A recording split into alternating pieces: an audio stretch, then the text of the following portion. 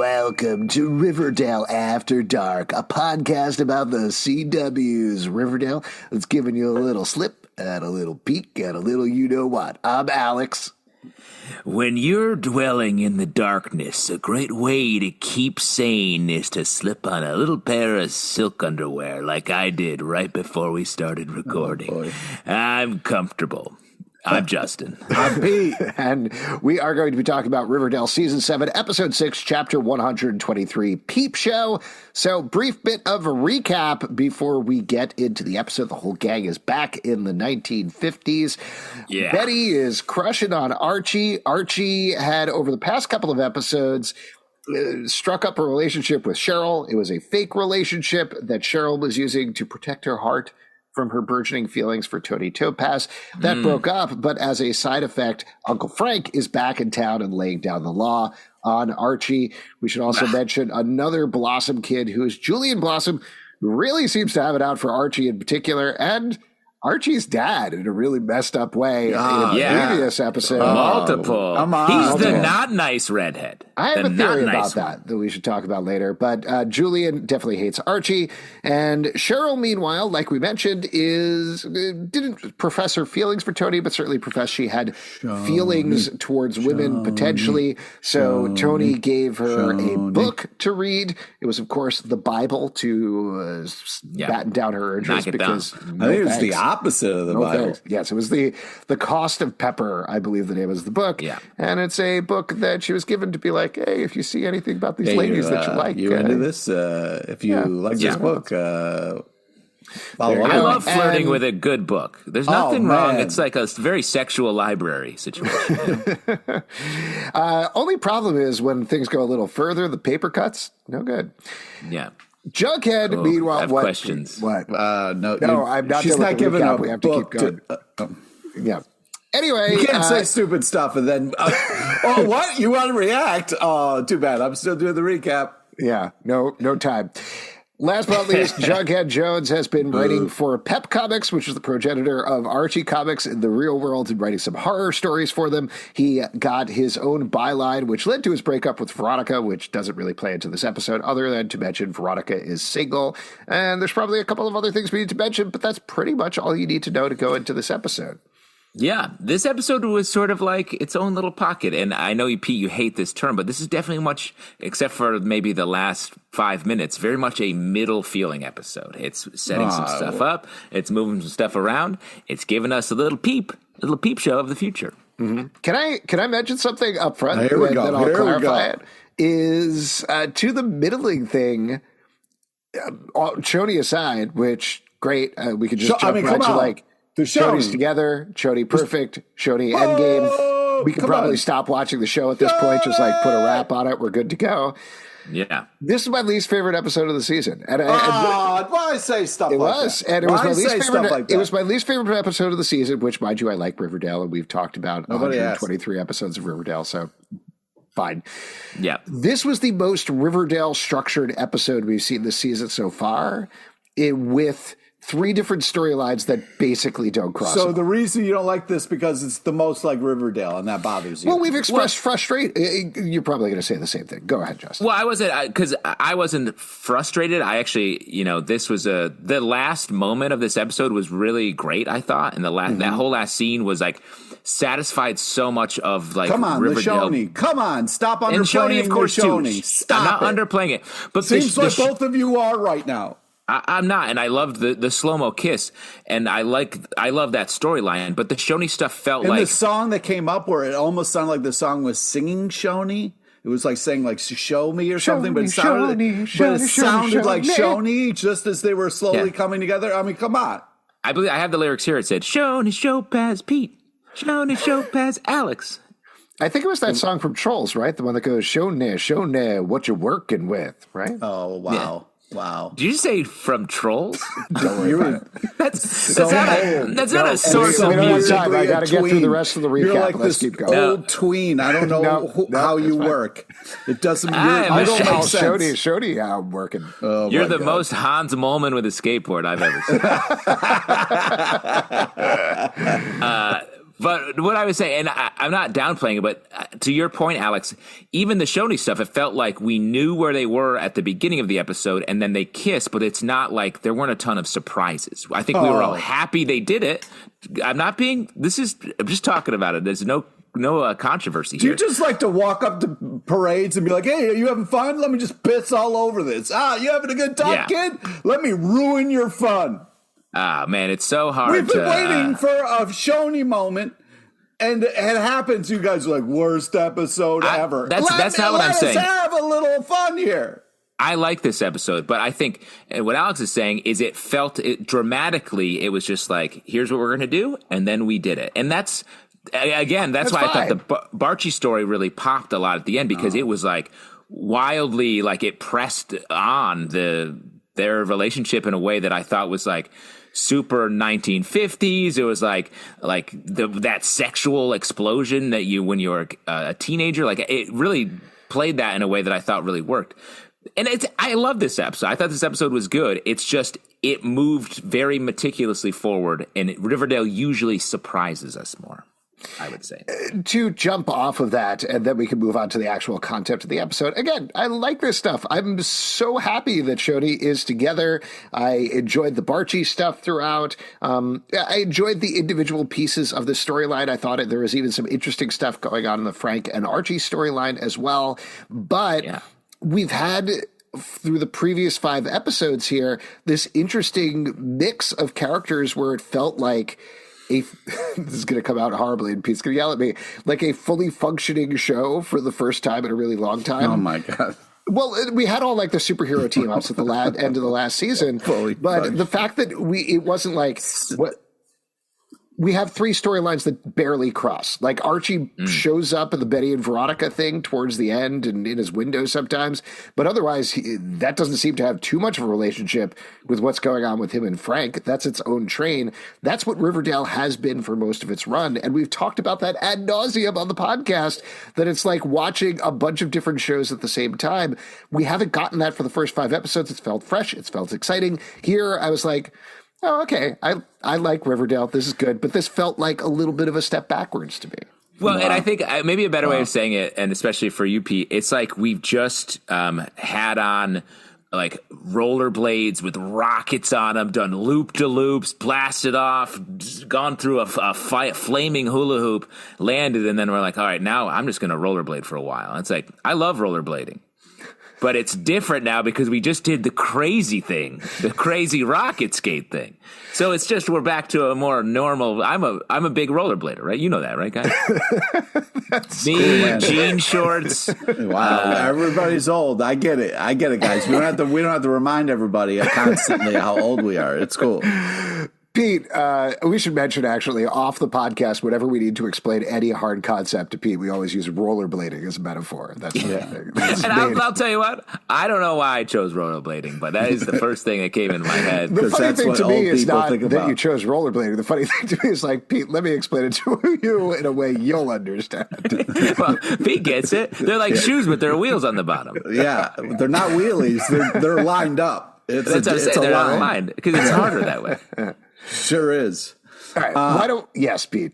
I'm surprised we've gone this long and didn't talk about your favorite thing is when they do some weird word play with, kind of famous things like, we get the Ray Bradbury. Brad Rayberry. I've got a whole thing to say about Brad Rayberry. Yeah, I was going to say. Should I take it away? Why don't we start with the Jughead storyline, since that's the most straightforward one. So to give a broad overview of it, Jughead discovers that Pep Comics has been plagiarizing an author, a sci-fi author named Brad Rayberry, and he tells Pep Comics, and they're like, it's no big deal. Don't worry about it. We probably didn't rip it off. What they did there? Yeah. He talks to Brad Rayberry. Brad Rayberry ultimately shuts the door on him and then demands some money. Jughead ultimately works it out for him financially, in a very interesting way, given the current situation with the writer's strike. That's exactly what I was thinking. I was like, wow, this is so timely. Yeah, this came out the week that the WGA went on strike, which maybe we could speculate later on about how that might affect our Riverdale production schedule. Yeah, scary. I mean, we can mention that right now, just real quick. Sure. The answer is not necessarily too much on the surface. Yeah. And the reason for that is, as we're taping this, I don't know how far they're in, but they're filming the last 4 episodes of the show ever, right? They had 7 weeks to go. So is your point, it's already written? Is that why you're saying it? Hold on. Stop milking it and just tell us what you I'm not milking it. I'm laying out the information because people are confused about how this works. Just tell us what we want to know, man. You're fucking getting into the whole thing.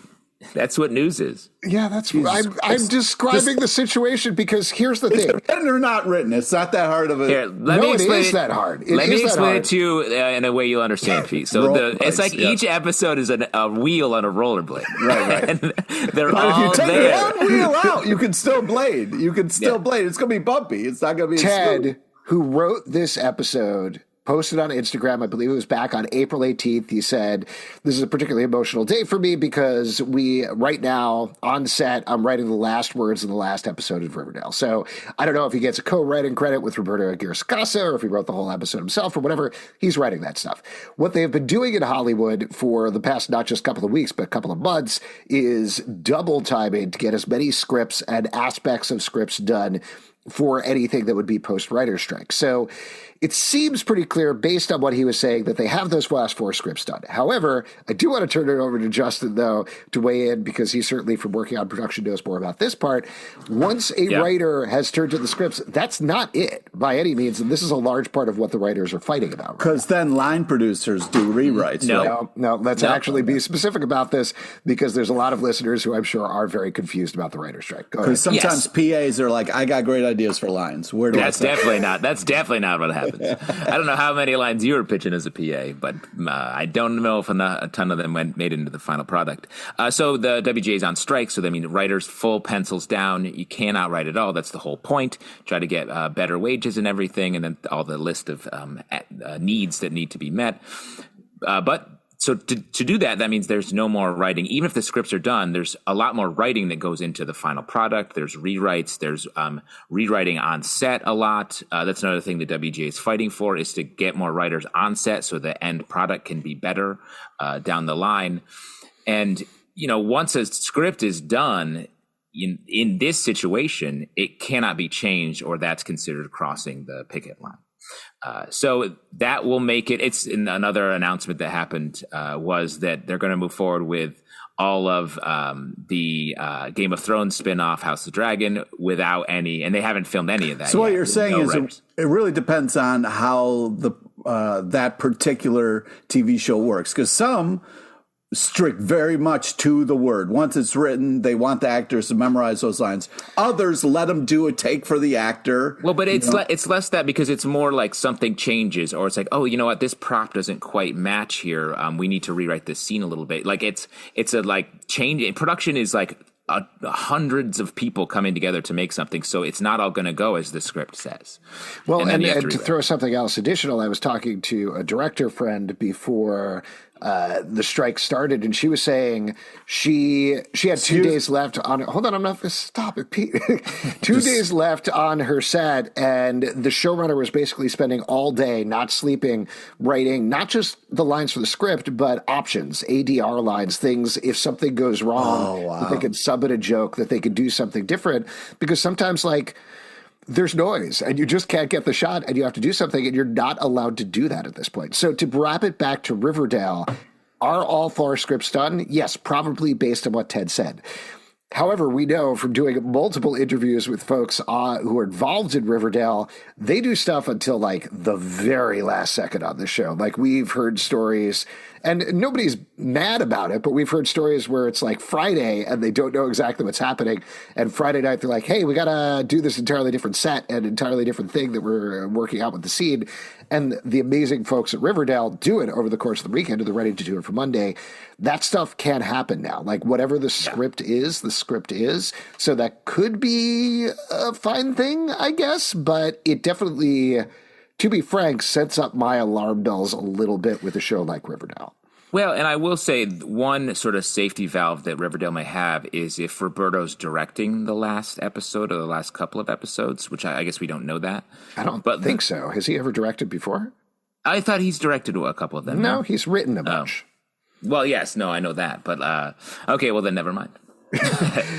If he was directing, though, he'd be able to tweak and change things. To shape it, you can sort of give actors notes that would change it and sort of affect the way it's performed. That you could consider like bending the what's scripted there without it being a violation of the right. And presumably, like we were saying with these other productions, Roberto and the rest of the staff have probably given them a bunch of different options and prep stuff, hopefully in advance. That's what most showrunners have been doing because they are not allowed to intervene in any way. And it's a very collaborative set. So like you're saying, they can't change the words, but they can change the way they're doing it. So we'll see. Interesting. Yeah. That all said, back to the show itself. Very interesting parallel here in terms of this storyline. The couple of things that I was going to lay out. So, just to wrap up the recap of it, Jughead ultimately steals a novel from Brad Rayberry's house, tells him it's great, and Brad Rayberry is like, Dick what move. are you talking about? Leave me alone, you crazy person. Obviously, we're not done with that. And then he threw his little cup. Yeah. And then Dr. Werther's, who is school psychologist. We really got to settle this at some point. Well, I haven't heard them school say it. Villain, it seems like. School villain, yes. Every school has one villain they hire. Oh, yeah. On payroll. Yeah. He finds out that Jughead has been writing comics and is going to clearly crack down on him. So what did you guys think about the storyline as a whole? What were your big takeaways? And then I have some historical stuff to throw out. Ooh, nice. It was a little bit like all over the place. Like I felt like I couldn't quite get a grip on is Jughead friends with Brad, or is it because he was like, "What are you doing? I don't like you. I love you. Come hang out with me. I hate you again. Smash." And like it was a little bit back and forth. You can't steal from people. That's not cool. 100%. But again, this felt like more like it was setting up something that we'll see in a later episode of how Jughead tracking down another writer that he loves and having a somewhat fraught relationship with them. I mean, I just want to hear all because as soon as I heard the Rayberry, I was just like, oh, it's Albin's in heaven right now. This is going to be, he's going to love this. Well, it was definitely fun. For people who don't know, since we haven't actually said it, Ray Bradbury is a science fiction author who is incredibly famous and written a ton of stuff. The actor on the show, by the way, because it was bothering me the entire time, is a guy named Christopher Shire, and he's one of those has-been in literally everything type actors.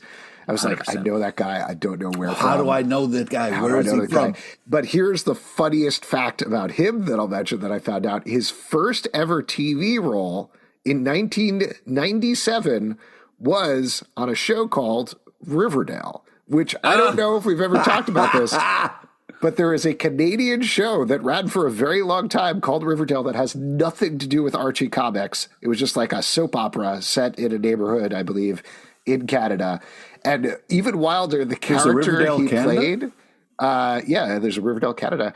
The character he played is named Ben McKenzie, like the actor for Gotham and other things. So, very strange. Commissioner Gordon? Yeah. So that's one thing, but the actual historical thing, and this is something that I'll say that Riverdale, we've talked about this before, has been doing really well across the season, is referencing real historical fact. And here, the real life Ray Bradbury actually had his stories, I believe it was 2 stories, stolen by EC Comics Al Feldstein, who is the inspiration for Al Fieldstone, who is the editor of Pep Comics of the show. Oh, wow. And Al Feldstein, just a little note, went on to run Mad Magazine from 1956 to 1985. So like iconic figure in the field of comedy magazine publishing, I guess. So what happened was Al Feldstein said, oh, well, if we take two of his stories and then write one story out of that, that's not theft because we're creating something new. And he actually gave it to Wally Wood, who is also like an iconic comic book creator of the time. Ray Bradbury found out about it. I wrote this down. I thought this was so great. There's a blog called ozandends.blogspot.com that reprinted this, so I want to give them a shout out. But this is the letter that Ray Bradbury sent to Al Feldstein. Just a note to remind you of an oversight. You have not as of yet sent on the check for $50 to cover the use of secondary rights on my two stories, The Rocket Man and Kaleidoscope, which appeared in your Weird Fantasy May-June 52 number 13 with the cover-all title of Home to Stay. I feel this was probably overlooked in the general confusion of office work and look forward to your payment in the near future. My very best wishes to you. Yours cordially, Ray Bradbury. Get him, Ray. Baller. Get him. Baller. And then what this actually led to is they ended up giving him the $50 and then actually hiring Ray Bradbury to write and adapt a bunch of works for EC Comics, which are considered iconic works of comic fiction. So, and then they copied that idea in Riverdale. I mean, come on. I mean, this poor guy is never going to get a break. Wow. Yeah. Brad Rayberry, I'm starting to think it's a ripoff of Ray Bradbury. Oh, my God, dude. This guy's going to have to write another letter, and then another coffee cup is going to get ruined. One big thing we should talk about, though, from this storyline is we didn't get a name mentioned, but we found out what's going on with FP. We found out that he was on the run for the law and went to Toledo. My phallus sense started tingling as soon as I heard that because I was like, oh, now we know where FP is. He's just got to work his way back home. He's back on the radar. I'm telling you, the end of this season will feature an F Palace Alice, or an FP and Alice, F Palace, jump on the motorcycle, ride off into the sunset. Oh, my God. You've been calling that for years. That's your F Palace alarm is going off. Yeah. Yep, that's right. Sweet. Well, cool. Anything else we want to say about this storyline before we move on to any of the others? No. I thought... I was really happy with Jughead right up until he stole the script, and then I was super pissed about it. Yeah. He's like this guy who's like, oh, this is what's right. You got to do this. And then he's like, oh, it's messed up that they stole from my hero. Oh, real quick, while he's not looking, I'm going to steal from my hero. What are you doing, guy? This definitely felt like three different plot lines, like you were saying, Justin, in the same episode, just getting Jughead from one place to another in terms of his career. Yeah, and we're really just setting up him being the target of the school hating comics, right? Yeah. And we're just moved one step closer to that. So I'm curious, that feels like where the power of the story is, and we'll get there when we get there. I do like the idea of it, like, oh man, I've made it. I finally have my name on a comic book. And then someone like hands it to the evil villain principal. Look who's making comic books. You know, I thought that was like a fun. It's like that scene in The Jerk, the Steve Martin movie, when he's like, look, I finally made it. I'm in the telephone book. And then it cuts right to a guy like Navin R. Johnson, a regular guy. I'll kill you. Let's move over and talk about Shoni. We've already talked about this a little bit, but this is a huge episode for Cheryl and Toni with some great big scenes. I know I was a little dismissive of the episode as a whole, but I want to emphasize again, Shoni Endgame is confirmed. Yeah. Shoni Endgame in the bag as of this episode. I also really loved how, like, almost every time Cheryl sees Toni, she, like, hears music and it goes all kind of like, it's adorable and magical, and it's absolutely fantastic. Music doing a lot in this episode. There's a lot of Shoni romance music, and then, like, as soon as Veronica and Betty are talking about sexy lingerie, a trumpet's like, and you're like, oh, that is sexy. I mean, on that note, we've had a bunch of non-of-the-era music in this episode, particularly. Yes. What'd you think about that? I prefer the era music, and it was the first two songs in the episode. And there was like Betty watching Archie, which I thought was cool, and then I think another one with Shoni, the Darn Hot, which felt like it was sort of an old song, but it was definitely like a modern version of it. I think it's funnier and more satisfying to me when it's the period music that they're using in this very Riverdale way. Yeah. Well, let's talk about the Shoney storyline. In overview, Cheryl picks up on the book, brings it back to Toni. It's like, no, I didn't really get anything from that. I don't know what you're talking about necessarily. Clearly still denying her feelings here. Toni, to really push her, ends up auditioning for the cheerleading squad. We get... That was just, what a great entrance. I mean, come on. Strong. And then see Cheryl just like light up. The fact that she's there was just... It's too darn hot. Yeah, that was great. I also love the visual shout out to the poetry performance a couple of episodes back, with having the same sort of everything darkening and focusing down on Cheryl as she stares at Toni. I love that. Toni clearly bewitching her with her bewitching cheerleading dance. And we get a return in this episode of Evelyn Evernever, now a regular teen instead of an adult married to her dad, missing most of her kidneys. So big upgrade for the character. Most of her kidneys. Yeah, unfortunately, was she missing most of her kidneys, or was she stuffed with too many kidneys? I think she had a bunch of them, right? I feel like extra, yeah. Yeah, he was getting all those organs to stuff inside of her. Yeah. Oh my God. I was the Evelyn Evernever, because, obviously we're like villain. And she's just being used here as like a villain, but not like a villain carrying out a larger plan, at least not yet. Very much, I think she represents the sort of repressive nature of the 1950s world here. And I thought it gave Cheryl something to sort of take power. There's sort of very much two speeds for Cheryl this episode, which I thought was great. Her being like, no, this is what we're doing, or like River Vixens, let's go. And then it was the very like, shy, just like, I don't know what I'm feeling, and I like this, and I'm going to try to say it right here, right now to you, Toni. And I thought that's the best use of the duality of Cheryl that I think we've seen in a while. Yeah. I liked seeing Evelyn Evernever again. I thought that was fun. Zoe de Grand Maison, who plays her, is great. I like this mode for her. I also think just...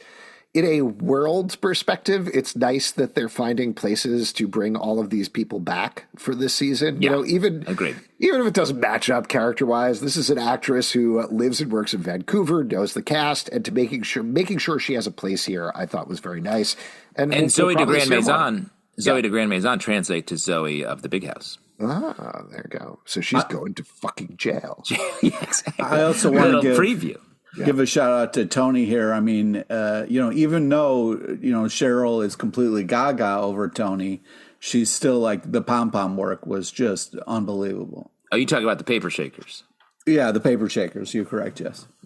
You little paper shaker. It felt like something that was a compliment, but also maybe an insult. Mm-hmm. Hard to know. So we had that whole cheerleader display, and that, like we were kind of getting at, Evelyn says she's very uncomfortable with having Toni on the team because she's a lessee, and Cheryl shuts her down. And that's the thing that I think pushes Cheryl forward. She's defending Toni, first and foremost. And secondly, she's like, you know what? If I feel this strongly about Evelyn trying to shut down Toni, I need to start accepting and owning this feeling that is inside myself. And we get this great scene where, we get several great scenes in a row where first Toni very gently prods Cheryl into being like, come on, tell me what you're feeling. And she's like, I'm paraphrasing the line, but like, I think I like girls. No, I do like girls. I like you. And then Toni's answer is saying, finally, the way that she says it was so great. I thought they were going to kiss right then. They didn't. I'm kind of glad they didn't. I'm glad they held off.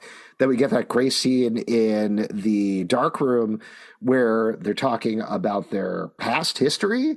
And we get some big changes here. First of all, in this continuity, Cheryl has an Aunt Carol. Shout out to Carol from the movie Carol. Yeah. Which I think that is the reference there. That's not casual. Well, also because I think we mentioned this, but the cost of pepper is a shout out to the price of salt, which is the basis for the movie Carol. So it's all tying together there. But we get that. And then also for the first time in the history of the show, we hear about Toni's parents in season 7 and find out that they kicked her out for snogging another girl and that she ended up living with her grandparents. So we get that beautiful little handheld moment. And then the last thing is after Evelyn gets shut down once again, and Cheryl puts Toni on the cheer squad. They end up smooching in the locker room and in a beautiful, beautiful scene. Well, and I love it that they're playing this story like the classic, like high school love story from like a million movies and everything. And I think that's great to have them be the first couple that sort of comes through in this season of Riverdale. And you get to really see, because I think while like Clavin sort of got together first, they've been off camera weirdly for the last few episodes, and they get a reference in this episode in this story, but like, they're like Shoney's. They're really the first couple that has come together, and now we get to really ride with them, which I think is great. I also really liked how Toni knew how to play Cheryl a little bit. You know what I mean? Where she was like, you know what, I'm getting off this train. I'm tired of this, and then finally we're getting somewhere. Yeah, smart move. Agreed. I also agree that it was a smart move. Why don't we talk about the third storyline, though, which is Betty. Frank's mustache. I'll tell you what, I saw a lot of hate for Frank online during the episode, and obviously he's supposed to be a hateable character, but I kind of love how it's Ryan Robbins, right, is the name of the actor. I kind of love how he's playing him a little differently, like a little gruffer. He's doing his little clenched jaw thing. I think it's fun. Yeah. Well, and he's playing it in a very much like hard edge. Like there's no questioning him. I feel like Frank in the past has been like, you know, you sort of like there's a way around him. And in this episode, Archie's just like, ugh, okay. He just has to do it. And then he comes through at the end, and we can talk about that. Well, and you know, it seems like he reaches a reckoning where he's like, I am going to do basketball. I'm glad I got past this.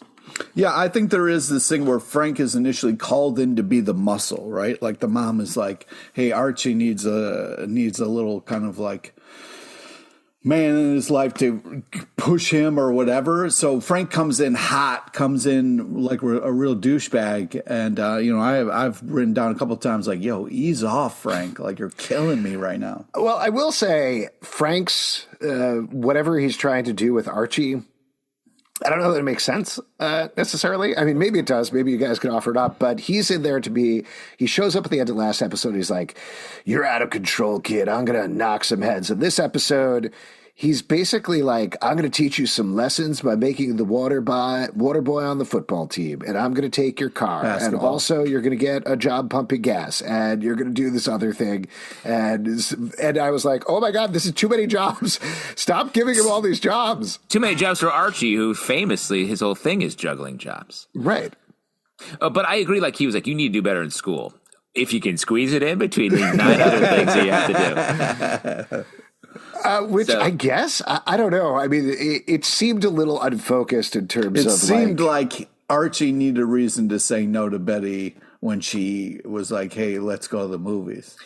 Well, it feels like it's a little bit about reckoning Archie and his dad, because I think that's where the Julian thing comes in, where he's being a dick. The dad moment, anytime Archie starts talking about his dad, it gets me. And they do a great job of, in the show, kind of revisiting that every once in a while in a different way. Well, and it shows that Archie's just a raw nerve about it, and he finally makes a choice here to be like, you know what, I'm going to actually reckon with this idea and do a thing that I love to do with my dad. Yeah. Here's my theory. I got to drain threes. I don't think this forgives anything that Julian has done at this point, but this is the second time we've seen Julian gun directly and say something absolutely awful about Archie's dad. I think it's going to come out that Julian has very specific issues with his father and his father's lack of interest in him, and that's why he's going for Archie so hard. Again, doesn't forgive what he's doing, but I do think we're going to get a emotional explanation there eventually. Yeah. Redhead on redhead dad convo. Absolutely. And then ultimately by the end of the episode, he does sign up for the basketball team in honor of Fred. And that's very sweet and honorable. There you go. Yeah. And he's like Pete said, he's just like Steph Curry on the outside. That's right. He's just like, yo, all I do is rain threes. I don't even practice, dude. I just mop up and look at the balls. I don't need to practice. He's just, it's all about the eyes. A lot of basketball players don't ever touch the ball at all. It's just all about doing it with your eyes. It's chess. It's mental chess. Wow, that's great. I don't know anything about basketball, but I appreciate it and understand what you guys are saying. Let's move on to the last storyline, which is Betty and Veronica. Betty is not sexy enough, or she is actually very sexy, but she doesn't even know it. Well, nice. What I was going to say is, like, I really like this line that Veronica had. You don't have to have sex to be sexy. And I think that's maybe sort of the idea here across the board. And it's just a great Betty and Veronica plot, you know? It's good. Does it? I know I'm being very picky here. Does this match up at all with where Betty has been the past couple of episodes, where she's been discovering herself sexually, ultimately trying to coerce Kevin into having sex with her until she found out he was gay? It feels like there was a regression here a little bit on her part. Oh, interesting. No, I feel she's sort of got to the point where she's like, I can't figure this out on my own. I need to talk to somebody. Let me go to Veronica, the person who seems to understand sex, and she hasn't had sex, as she says in the beginning of the episode, but she does understand like sexuality or being sexy in a way that I think Betty needed to hear. So I think it was just she found a different avenue to put her like very worked up feelings.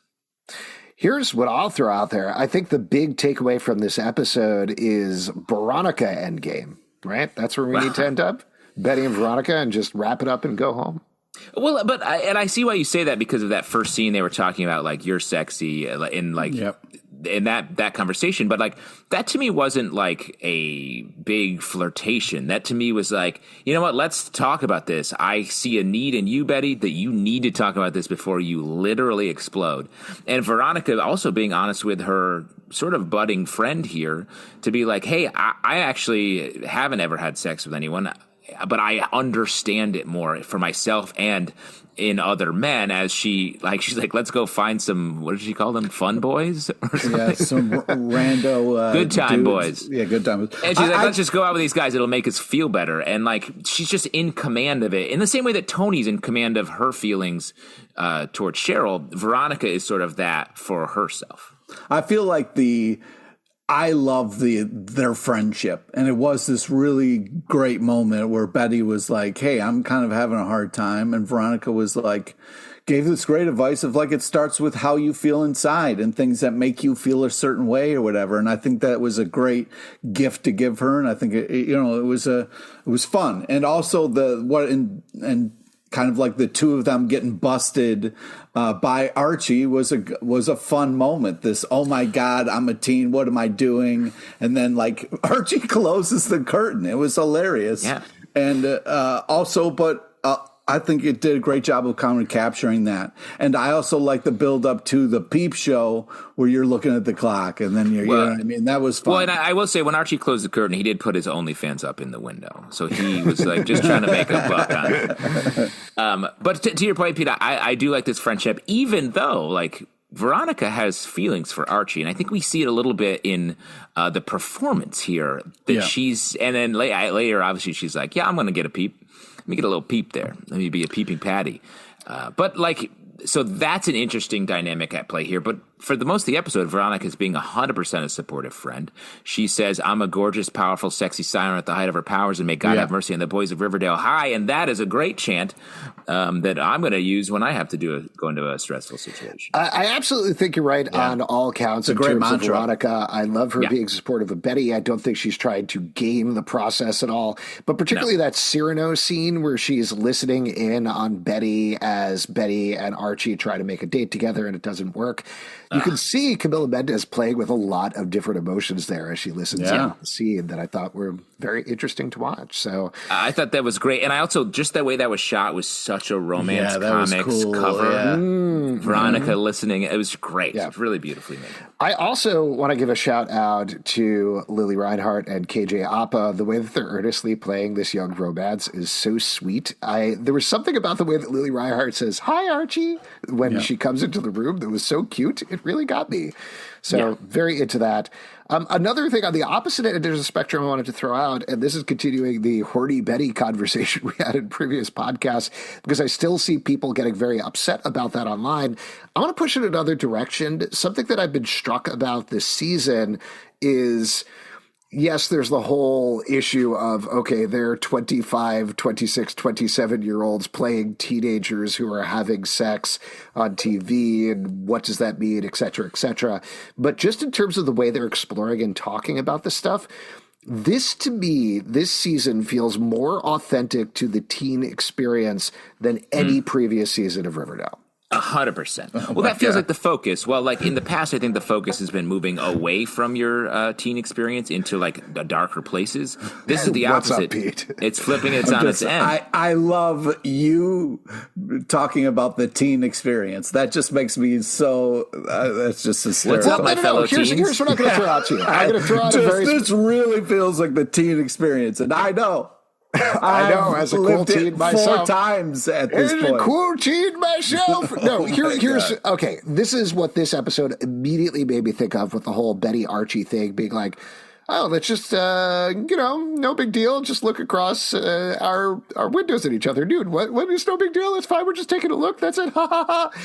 So I had in high school. What is about to happen here? Hold on. This is not a story about me. This is about somebody else. But 2 of my friends in high school. Somebody else. Who used to date and stopped dating came to a group hang at one point, and they came together and both of their hair were like soaking wet. And we were like, why are you guys so wet? What's going on? And they're like, no reason. And then, of course, that became the entire conversation until they finally told us.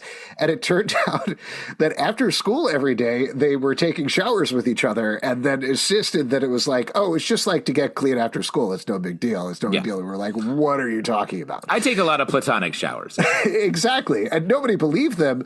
But this sort of thing, I mean, that was not the only experience like that. That was just the first thing that came to mind, because I think like that is the sort of thing you do in a teen where you're like, it's fine. It's no big deal. We're just taking showers together after school. We're not interested in each other sexually, right? We're just seeing our nude bodies as water flows down it. Well, it's sort of like, let me just say it's a testament to our friendship and how long we've been doing this that I have heard that story before, and it's great. I think it's like, I want to do this. I don't know why. The first and second time I've heard that. I don't know why I want this. Once a week, I call up Pete. I'm like, have I told you this story about my showering friends? Yeah. No one buys each friends, by the way. Stop saying friends. But I agree with you. I think this show is capturing that really well, especially as it progresses and we get the final scene, the great Barchi moment where, like, I like how Archie comes down. It's like, I saw you watching me. He's not upset or anything, but it's sort of like, and they just work out their version of a date, which is like compared to like a sort of like very like sit in a movie theater and watch. This was so much more sexually charged and intense and revealing and risky and all these things. And I thought it was really well done. The tension was great, well played out. And then from the build up, like you said, Pete, where they're getting to midnight, they're not in the window, they're like hiding from the window, and then they both step out. And the fact that they both get busted at the same time by these dudes who are like, hey, what's happening think they here? were downstairs and one of them looked up and then, went over to the other one. Hey! Yeah, Hal and Frank were at the windows right below them, just like glowering at each other. And then doing the same thing. They were probably doing the same thing to each other. Up, go up, quick. Yeah. Well, and the bedroom windows were the original internet. That's the original browser window. And I used to go to my window every night and go, stop it. Just hope it would start showing pictures. So it was, we've lost that in our modern age. Wow, very profound. What other notes from the episode would you like to call out, if anything? There's some fun, like 50s lines in here. That was the knuckle sandwich line that Toni threatened was really great. I love that line. I mean, I loved Peeping Patties. We got Riverdale Bandstand, which I think we're going to get in an upcoming episode, right? Yeah, it looks like, based on pictures, that Hal and Alice host Riverdale Bandstand, this after-school thing that everybody does. And also, based on the promo, I don't know what happens, but Betty comes out and is like, you think that's how to twist and turn? I'll show you how to twist and turn. And then everybody starts screaming. So my theory is both of her legs break off. That's come break on, man. off. Don't just throw that straight out off, there. like no legs. I think we're going to get our next murder at that episode. Hang on, I'm still going through great lines here. Put an egg in your shoe and beat it. I mean, come 100%. on. He's got me on a trip. He's got me on a trip for biscuits. Oh, can we give a shout out to Dilton and Ben and Jughead? I missed Ethel this episode, but just having them hang out on the steps together, very fun trio. I'm enjoying seeing that. Very fun. What's the Tail Nightingale? Another, like, they're really doing a good job of course they are. That's Riverdale's always doing this. And the fact that they're really getting to sink their teeth into like weird 50s language is great. I did like the Pops running Archie a milkshake moment. That was great. The coffee. He was bringing him coffee. Oh, coffee. Which, as we learned last episode, he needs that shit to keep. Otherwise, he goes. Yeah. Otherwise, he's gonna flip his lid. I also wanted to give a shout out talking about supporting characters to Midge during the cheerleading scene when Toni comes in. Just that weird cut to her being, "Hi, Toni." Yeah. Very funny. It was funny. Yeah. Very weird. Yeah, I like that. All right, there we go. Before we wrap up here, why don't we talk about the MVP of the episode? Justin, let's go to you first. Who was your MVP this episode? Man, what a great ep. I got to give it up to whoever put Archie and Betty's houses right next to each other. So I guess like the architect. Props department. Yeah, props to the props. Props to props. The Props, architect. Traditionally, houses are very large props, and you don't call them as such. But I guess we go with that. They'd be more of a set. So I would like just the architect who designed the big bay windows for them to really give us one of the best Barchi scenes and the most romantically and sexually charged Barchi scenes we've seen in the entire series. Right up there with Origin of Love. Whatever. Wow. Pete, what about you? MVP? Still not buying it. Toni. You're crazy, sir. Toni is killing the game, and just great to see her. Finally get the kiss that we all knew was coming and wanted to see. So it was well kind of built up and well delivered. Just a slight production note.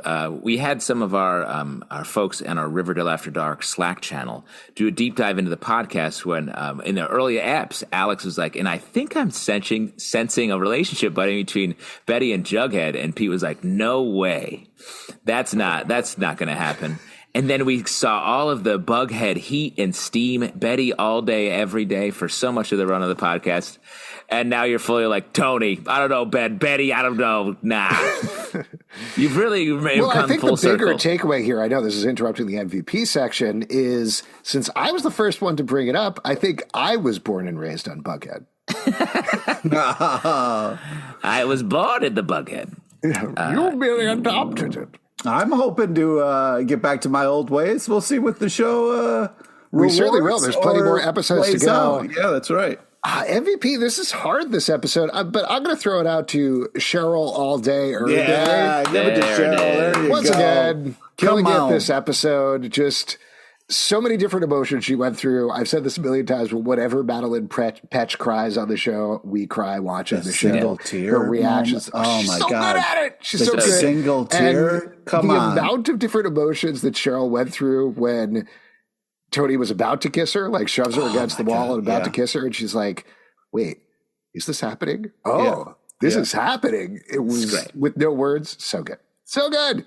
If you'd like to support this podcast and all the podcasts we do, patreon.com/comic book club. Also, we do a live show every Tuesday night to Facebook and YouTube. Come hang out. We would love to chat with you about Riverdale, Apple, Spotify, Stitcher, or the app of your choice. To follow and listen to the show at Riverdale Dark on Twitter, Riverdale After on Instagram, Riverdale After Dark on Facebook, comicbookclublive.com for this podcast and many more. Until next time, we'll see you after dark. See, the podcast is like a rollerblade in that it just keeps on rolling forward. I'm just a tween. I don't know.